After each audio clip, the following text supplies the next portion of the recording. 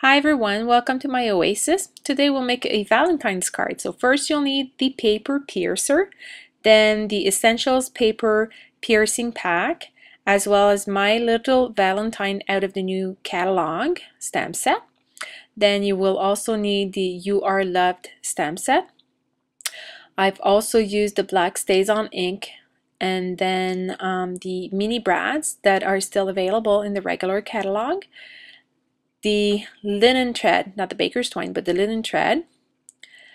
And then we will also need the soft suede classic ink pad, glue dots. Then I've also will be using pearls, and then the scallop oval punch, as well as the large oval punch.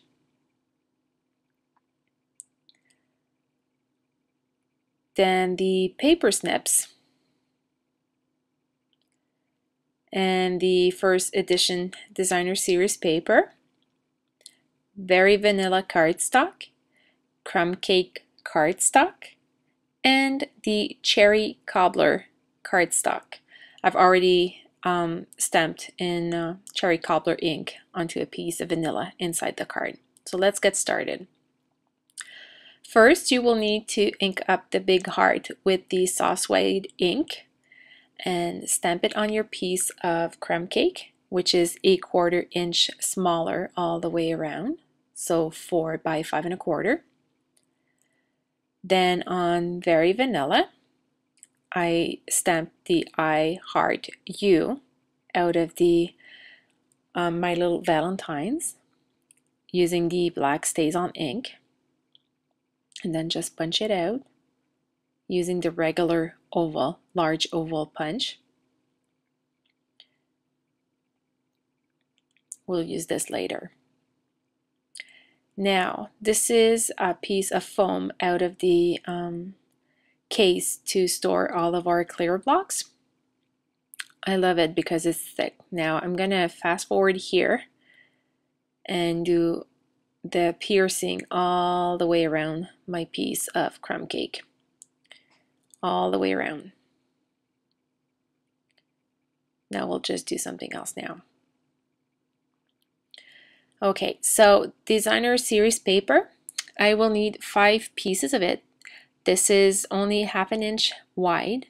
So here we go. Don't put your fingers there, they cut.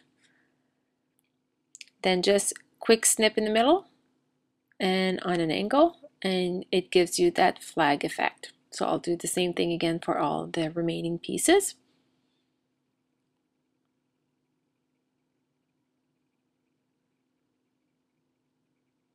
Let's just move that out of the way.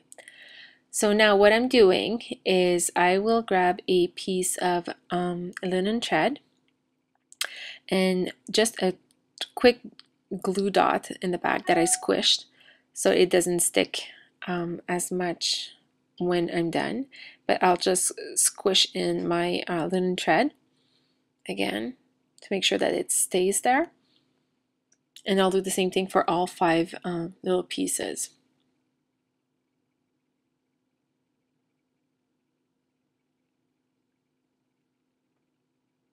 It's still pretty sticky, but the more you play with it, you can actually move it and unstick it from other stuff. Here we go.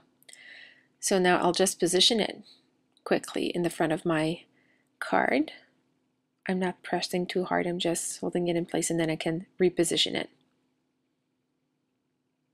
Here we go. Now I have excess thread, which is fine. I'll just grab another piece of foam and then I'll punch a bigger hole about here, and same on the other side. And I will just thread it through like so. Then I'll just adhere the ends at the back so that it doesn't come off.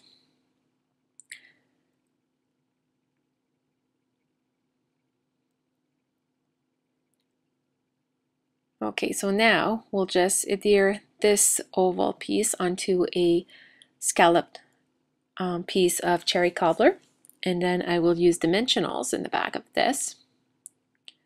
Peel the backings off and stick it down about here. And now I'm going to grab 2 mini brads and I'll just put them in the holes to hide the holes.